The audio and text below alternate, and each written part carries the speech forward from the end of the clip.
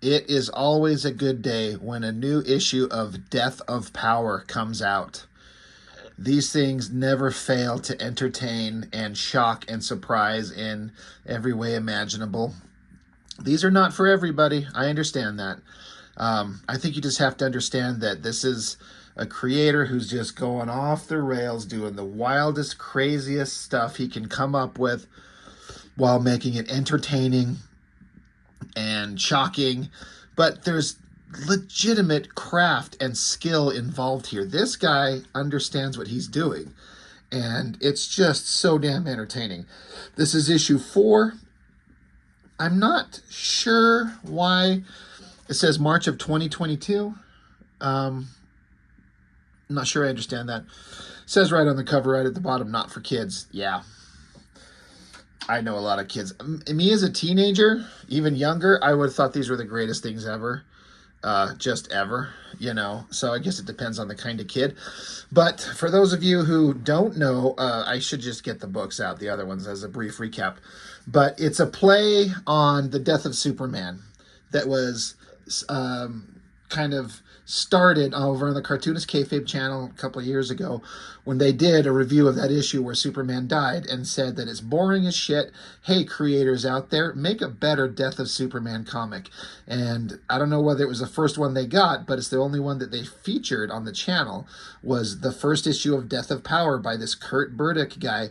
And it went so over the top, violent, bloody, gory, disturbing, funny, hilarious. It's just unbelievable how crazy it is. And then it went on to issue 2 and 3. Basically in issue 2, in terms of like the Superman story, they took Superman's body, which had its head exploded from its fight with the version of what the fuck was that monster? Oh my god, I'm so bad. My brain just goes blank. You know, the monster that killed Superman. I just can't think of it right now.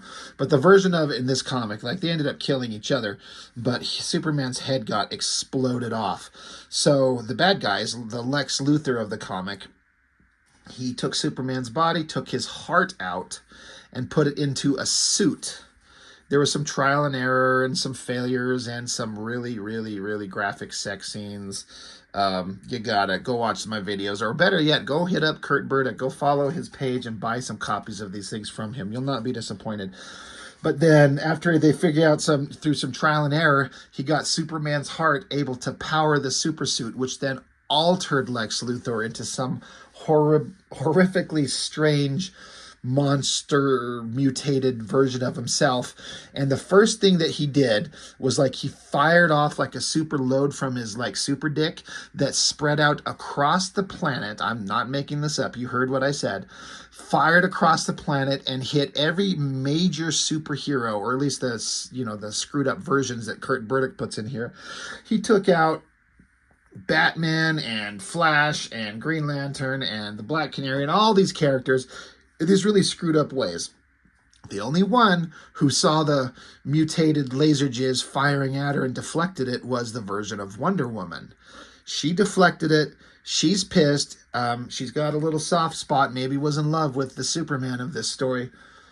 So now she is on her way to face the Lex Luthor of this story. And then, so that's what this cover is. It's not an invisible jet. It's an invisible, I don't know what the name of these military helicopters are, but you got the Wonder Woman up front, and she's got a whole crew of soldiers with her. It's a bunch of like warrior babes that she brought from her island, presumably. I gotta say, I love this shot. I love the rendering on the invisible blade rotors spinning. It's such an interesting technique, and his use of color, it's so odd, so weird. His fonts, the lettering, everything like that.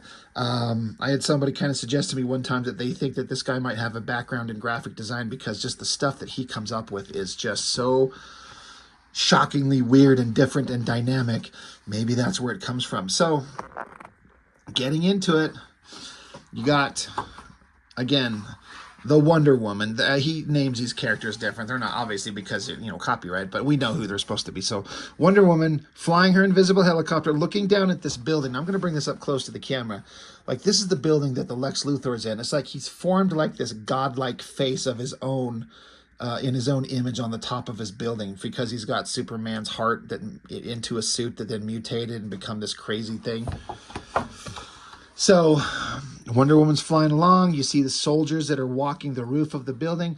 So the helicopter, it drops the panel on the back of the helicopter because they're all going to dive out. Shows Wonder Woman getting ready with her warrior babes. They've got freaking like a kangaroo that they ride with a giant like minigun attached to it. And it's funny because these warrior babes from the island that this version of Wonder Woman comes from, they're in like underwear and they got bras on, they got their titties hanging out, there's a lot of flesh showing, but then they're like strapped down in like standard military hardware, like helmets and belts and pouches and gear strapped to their bodies. It's such a weird, odd thing. And then Wonder Woman, of course, herself is just kind of like in her little standard Wonder Woman outfit. But once they drop the back of the thing down, the soldiers, they see him. They're like, oh, Jesus, I see him. So then it says, Power's pal. So Power is the Superman. They don't call him Superman. He's like Power. That's why it's called Death of Power. So instead of Superman's pal, Jimmy Olsen, it's Power's pal, Polymer Man. Now, I have to mention, I guess you could call me being a little bit of a hypocrite. In recent videos, I've talked about how much I hate sound effects in comics. Not 100% of the time, but most of the time. And some of my favorite books have none, like zero sound effects. That being said, this is an example I was paying attention to where I'm like, the sound effects in this are used to such perfect effect. It definitely goes to demonstrate how an understanding of how to use them, when to use them, where to use them will make all the difference in the world. And, this is not your standard everyday comic book, of course, but it's everything about it is unique. So anyway, the helicopter's up here and they're all jumping out. Here comes a Wonder Woman. I love these kind of silly, almost like tennis shoe things she's wearing. Here comes a kangaroo. Looks like they've also got like a chicken. You don't see a chicken inside here. Wondering if you could see it on the other end. Either way, diving out to go fight these guys, shooting them with machine guns. Flip it open. It says moments later within the bowels of Lud Tower. That's the name. Instead of Luthor, it's Lud.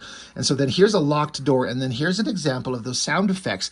They're smaller, they're bigger, different fonts, different colors. And it's even some of the dialogue people say are in these things. It says like machine gun sounds, butta, butta, butta, snap, ping, ping, ching, ah, like a screaming sound, a help.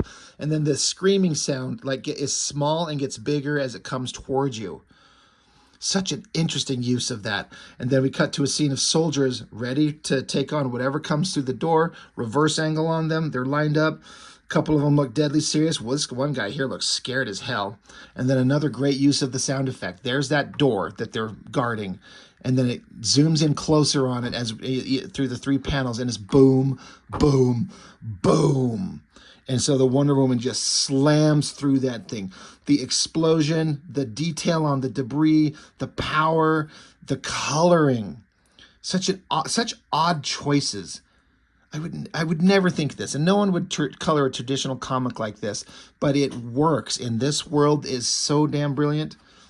So I love the three like boom, boom, boom explosions. So now the Wonder Woman and her little Wonder Babes going to fight these soldiers. What a great shot. Look at all these soldiers opening fire with their guns, and then the sound effects over here. Like, they're not like cluttering up the actual drawing itself, but it's off to the front here, like just machine gun fire. And then this great shot of the Wonder Woman like rapid fire deflecting all the bullets with her bouncing bracelets. I should point out, I don't know if it's been very clear anywhere yet, her bracelets, we'll see them, they're kind of here.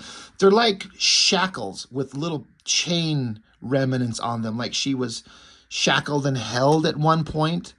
and she broke those shackles, but maybe she can't take these off. So they're not just bracelets, but they're like remnants of things that used to bind her, I think.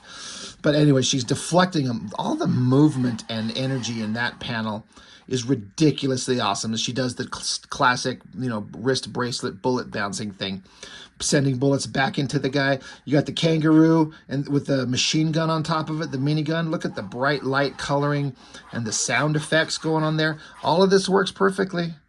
Looks like the girl riding the chicken in the background there. That chicken got shot. So that creature goes down. Another great shot as the Wonder Woman character. She's deflecting multiple bullets with her hand going super, super fast. But then with her right arm, she's reaching onto her belt to get her lasso. And then she swings it. And again, you got this lettering. And it's done in this really interesting way. Swing is how this is kind of laid out as she flings that rope along. Snags these two guys together. I guess just knocks them out. Pulls them hard, smashing them into all the other people. So just more action, destruction going on. Great stuff. Oh, we're just getting started. One of the Wonder Woman's Wonder Soldier babes got a flamethrower, right? Melting these guys, just burning them. So then the Wonder Woman goes walking by these burned corpses. And I like how it says dead, dead, dead. That's funny. So there's the Wonder Woman. Then you can kind of see here, her bracelets got the little chains on them, like shackles, like I was saying. It's funny that he goes out of his way to not make her attractive. Like she's thick and monstrous and muscular. Not that muscles are unattractive, but look at this. She's kind of frumpy. She's got a little bit of a soft kind of belly around these little stupid little underwear things she's wearing here and here. So it's not like this is an Adam Hughes version of the sexiest girl you've ever seen in your life, or like that actress Gal Gadot in the movies who's just so smoking hot beautiful. It's just a different version where she's kind of monstrous and scary, but she's still got to have the perky nipples, right? So she winds up. I like how the sound effect says cock, like she's cocking back her hand. That's funny. Boom, slams into this room, busting into another wall. Wild colors. In the center portion of the book, this is where this is the centerfold. Double page spread. Elongated man, so polymer man, like they refer to him in the beginning. He says, "Hello, ladies." And then this great shot of through the door she just punched. There's his giant polymer fist. Punched the shit out of the Wonder Woman. Just sent her flying. Boom. The energy and movement going on here just sends her flying. I also really like the way that Kurt Burdick does flowing smoke and dust swirling around. That's hard to do. This guy's really good. So anyway, punches the shit out of her, sends her flying, and then the sound effect that we see as she comes flying way in the distance, she was way back here, comes flying, and the sound effects here, it says knockout. Knocked her unconscious. So all the Wonder Babes got to take on Polymer Man by themselves. Well, how's this going to go? Taking their basic M16s and just start shooting them, and he's like, hey, that tickles. So then he grows to a grotesquely weird, gross size, and then with his right hand, he turns his fingers into all these various hammers and scissors and axes and violent, disgusting weapons where he's cutting the head off the kangaroo thing here. It took me half a second to see this and understand what I was seeing, but I got it. With his, he did his right hand, now his left hand. He turned it into one of those ping pong paddles, right? With the ball that's attached to it by a string. What are those called? That's what he does here. His hand forms that with a little string and the ball attached to it. And then as it extends out, he smacks the ball and it comes along and smacks the girl off the kangaroo creature. That is so funny. Who thinks of this? You do something wild and crazy with the, elongated man or polymer man as he is here with all these crazy weapons he forms out of his various body parts, including a ping pong paddle. Boing, smack, this girl's getting hit in the face with a tennis racket. You can't be remiss. We can't not point out his dick is coming out, his balls and his dick, and they're starting to form shapes. Speaking of, some girl, she got the flamethrower. She shoots at him. He forms like a big circle in the middle of him, so the flame goes through him. He runs up to her, grabs her by the throat, lifts her off the ground with his right hand, and with his left hand, this is where we get into the weird fucked up shit that I love. His hand comes around, stretching, flying super fast, punches her straight up the sniz. Like, boom, right inside her. Pooch. And then we just see her body just sitting here, you know, and they see her face, look of horror, shock, blood pouring out of her eyes and nose. Man, what more could be coming? Out of her face, eyes popping out, blood everywhere, some kind of gross organic thing coming out.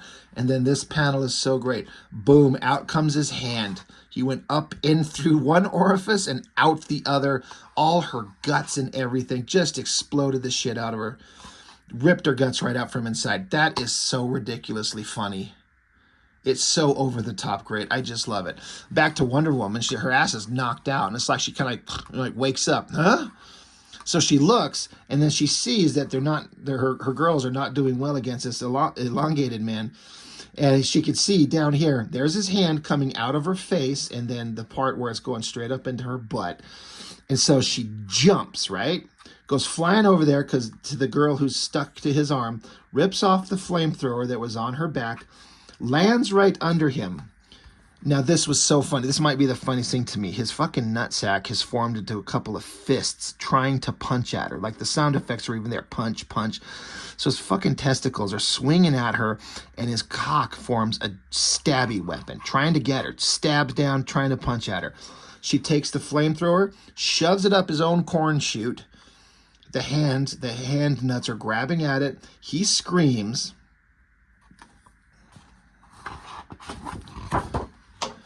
And then she like fires off the flamethrower.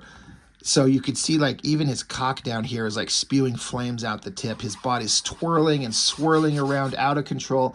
And out of his mouth comes his brains attached to his eyeballs. Now I'm fairly certain that is not how anatomy is. Your eyeballs are not like attached to your fucking brain with I don't know. I don't think so. But what a great visual. Just explodes his brains out his mouth. His head lands on the ground. Sound effect slap. Brains and eyeballs still attached to something inside his throat. She comes along with her foot, stomps down right on it. The eyes are looking at her. This is just so great. This is so ridiculous. She points the flamethrower down at his brains, fires off the flamethrower, whoosh, and then it says, dead. So then she drops the flamethrower, sees one more door. One more place to go, right? So she's got to keep moving. She's got to keep going. It took me half a second to look at this to understand what I was saying, because I'm like, what is this cloth? Because these are the remainder of the girls. God, one of them, two of them, three of them, kind of topless now. That's kind of hot. But I'm like, what are they chopping up? But then I see it's the polymer man. It's his face. They're stretching out his face and cutting it into pieces. And then it says this Pithos jar, P-I-T-H-O-S. I don't know what that means. I need to Google it. I'm sure some of you could tell me. But they're cutting it up and putting it into this jar to contain them, I would guess. That's funny. This guy's super dangerous, so they got to take him out. Here comes the Wonder Woman. Jump. The door, just with a single right-handed punch, boom, slams right through it. So awesome, so much energy, how she's over here on the left, all the way on the right, slamming through it. She lands. Here's the big glory shot. This is as attractive as this character is ever going to get. Look at that ugly, beat-up face. She looks, a look of surprise, and she says, Louise Lang. So we've already established in the previous issues that the the Lois Lane character in this book, as soon as book 1 was done, in book 2, you see the Lois Lane character go to the Lex Luthor character, and you think that she's going to yell at him because he killed Superman. No, they're secret lovers. And so now she sees Lois Lane, and all we get is the back cover that says, hello, Diane, do you like my new look? So there's the Lex Luthor, ominous, like, look on his face, the hands together in a classic evil pose. And this is not what the Lois Lane character looked like before. Is it a flashlight she's holding? but she's been mutated into something. God knows what. Who the hell knows what monstrosity craziness that Kurt Burdick is going to hit us up with on the next issue. Go seek this guy out. Support his work. Support his Kickstarters. It really makes me sad that Ed Piskor's not around anymore, because he loved the ever-loving hell out of the first issue. If you go watch that video where they spotlighted this for the first time and really gave Kurt Burdick a boost in a major, major way. And it just, you could hear Ed Piskor's joy in the whole like creation of this thing. He's like, this is the greatest thing. And I just think he would be continuing to love these, I assume. I mean, there's no way I have to justify that. I don't know. But it just sucks that we won't get to hear Piskor's kind of breakdown of what these things are anymore. But I had to show it off. I have to do it. I love these things. They're so ridiculous in every way that's positive. So I love sharing these. So it's Kurt Burdick. Look him up. He's on Instagram. I think he's got an Etsy shop. You can buy stuff. He'll be having he keeps going. This is issue 4. I think he said he has 10 or 11 of these in his mind. I think something like that. There's some interviews with him online to tell the entire story of this Death of Power. I hope he puts them all together in one collected book. I'll buy the shit out of that. You know, even if it's buying duplicates. Like, I got all the singles, then send me the, you know, the collected thing. I guess we'll see. It's great. I love it. I think it's brilliant. Again, like I said, I understand it's not for everybody. Maybe it's too far. It's too gross. It's too graphic. I get it, but this just tickles me to no end, and I can't wait for the next one. So that's it. That's all I got. Death of Power number 4. It's brilliant. Kurt Burdick, we speak your name, sir. That's all. See you on the next one, guys. Bye.